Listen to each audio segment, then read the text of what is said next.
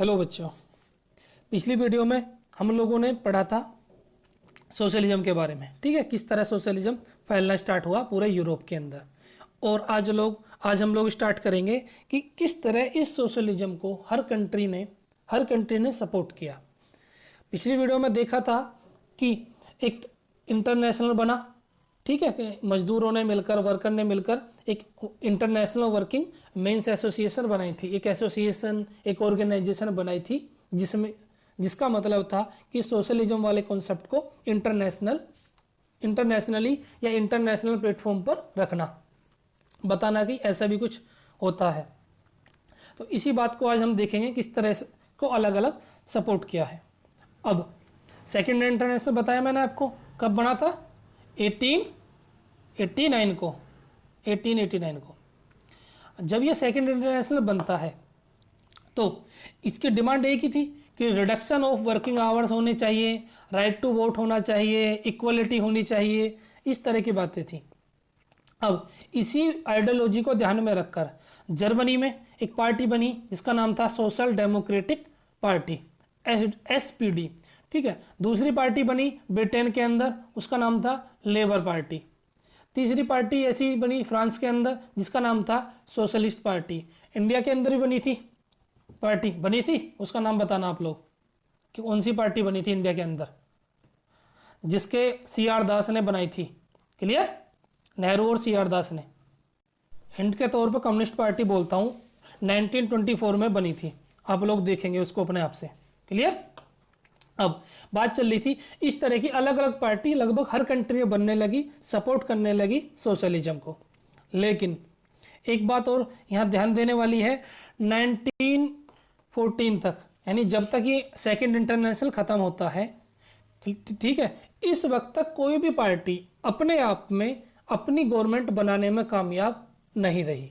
मतलब इन लोगों ने पार्टियां बनाई, सीटें जीती, लेकिन इतनी सीटें नहीं थी, इतनी मेजोरिटी में सीटें नहीं थी कि ये लोग अपनी पार्टी खुद से बना लें। ठीक है, यानी कि जो वहाँ पर रूल था वो कंजर्वेटिव, लिबरल और रेडिकल, ये लोग चला रहे थे पहले पार्टी, इन्हीं लोगों की मेजॉरिटी रही। लेकिन इन सब के बावजूद इन लोगों ने काफ़ी इन्फ्लुएंस करा। जो भी MLA इनका बनेगा वो अपने लिए कुछ ना कुछ वर्किंग करेगा, कुछ काम करेगा, लेकिन बहुत से चेंजेस इन लोगों ने लाए। उसके बाद 1914 में आपका वर्ल्ड वॉर स्टार्ट हो जाता है। उसके बाद इस पार्टी का काफ़ी, जब वर्ल्ड वॉर ख़त्म होता है तो इस पार्टी के द्वारा जो काम किए गए हैं उनको एक बहुत बड़ा पुशअप मिलता है। ठीक है, इस तरह की एक घटना ये है। इसमें आप लोग देखोगे कि ये है 1871 की पेरिस के अंदर एक ये रेडिकल जो लोग थे, रेडिकल या कंजर्वेटिव जो थे, ठीक है, उनके खिलाफ, रेडिकल भी छोड़िए, कैपिटलिस्ट जो थे, कैपिटलिस्ट वर्सेस सोशलिस्ट। ठीक है, तो इन लोगों ने, जो वर्कर थे, इन लोगों ने कंपनी के जो मालिक थे उनके खिलाफ, गवर्नमेंट ऑफिसर थे उनके खिलाफ थोड़ा सा रिवोल्ट कर दिया, विद्रोह कर दिया। क्लियर? लेकिन इसको हम यहाँ क्यों पढ़ रहे हैं? इस तरह के रिवोल्ट तो हर जगह हुए हैं। इसमें एक बात कॉमन रही, इसमें जो बात रही वो ये थी कि इन लोगों ने सबसे पहले रेड फ्लैग को यूज करा था अपने लिए। ठीक है, दूसरा जो मर्सिले था, मर्सिले आपने पढ़ा था फ्रेंच रिवॉल्यूशन में 1792 में, जब उन लोगों ने रिवोल्ट करा और मर्सिले को एक जो गीत लिखा गया था उसको, जैसे अपने यहाँ का वंदे मातरम है, इसको पेरिस की सड़कों पर गाते हुए निकले थे। तो बाद में यही मर्सिले फ्रांस का नेशनल एंथम बना। तो बात यहाँ कर रहे थे कि एक तो रेड फ्लैग और दूसरा मर्सिले, इन दोनों को, जो इनका मूवमेंट है उसके लिए एंथम मान लिया गया और इसको सिंबल मान लिया गया, रेड फ्लैग को। अपने यहाँ भी आप लोगों ने जो नक्सली है, नक्सलवाद, NAX, नक्सलिज्म सुना है ना? नक्सलिज्म वो यही है, सोशलिज्म का ही एक थोड़ा सा बदला हुआ रूप है। वो भी अपने आप को बोलते हैं, अगर आप लोगों ने सुना हो तो, लाल सलाम वो अपना वो बोलते हैं, जो भी उनका मिलने का होता है, हेलो करने का। ठीक है, दूसरा क्या है, हम इसको बोलते हैं रेड कॉरिडोर, लाल गलियारा।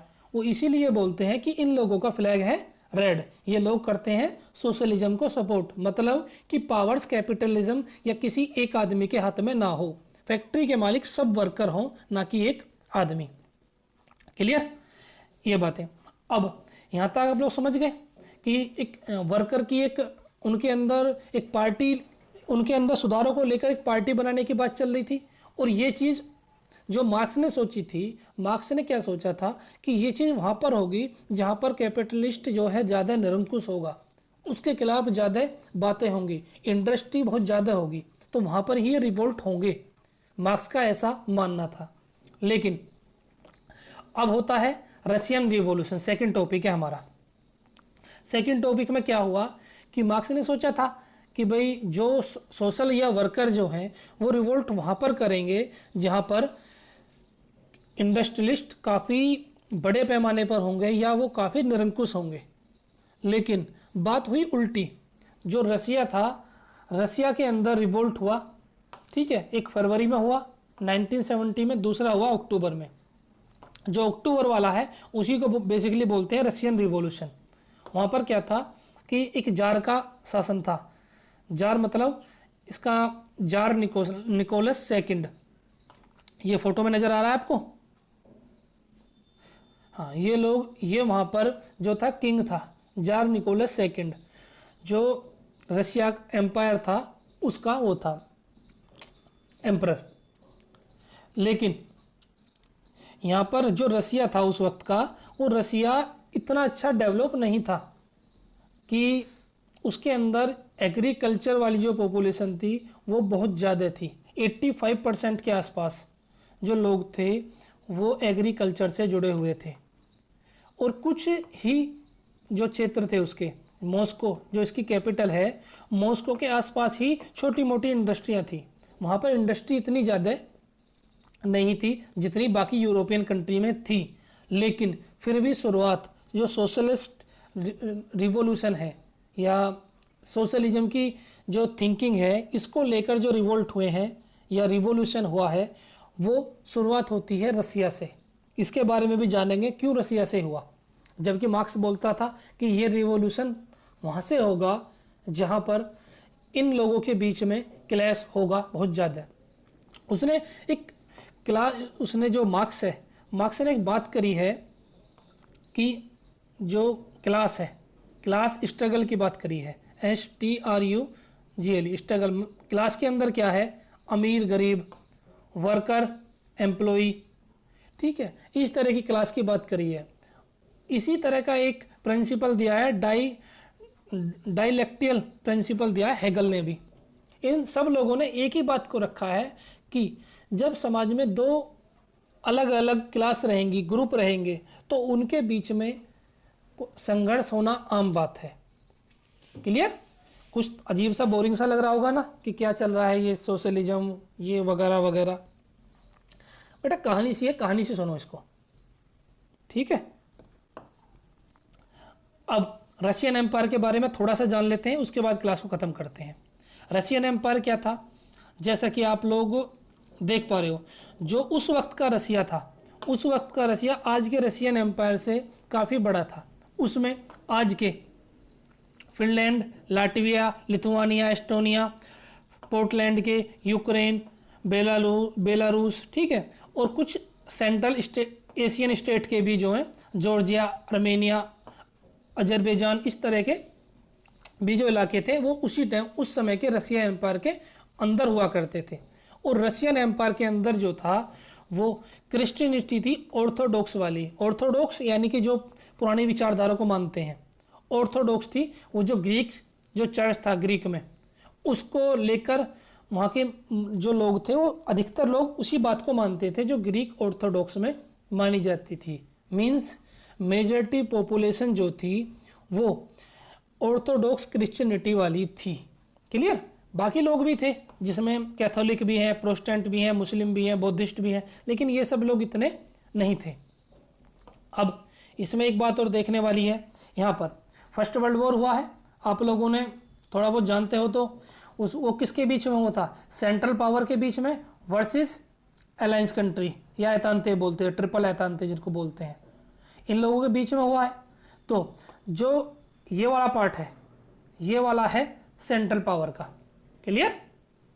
और ये ग्रीन वाला जो पार्ट है ये है एतांते या अलायंस पावर, क्लियर।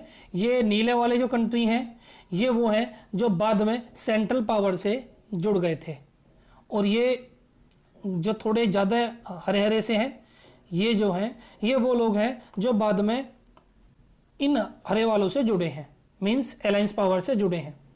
और ये जो आपको ग्रे कलर के नज़र आ रहे हैं, एक स्विट्जरलैंड बीच में नज़र आ रहा है, इधर स्वीडन है, ये लोग वो हैं जो इस वर्ल्ड वॉर में न्यूट्रल रहे, ना इधर ना उधर, क्लियर।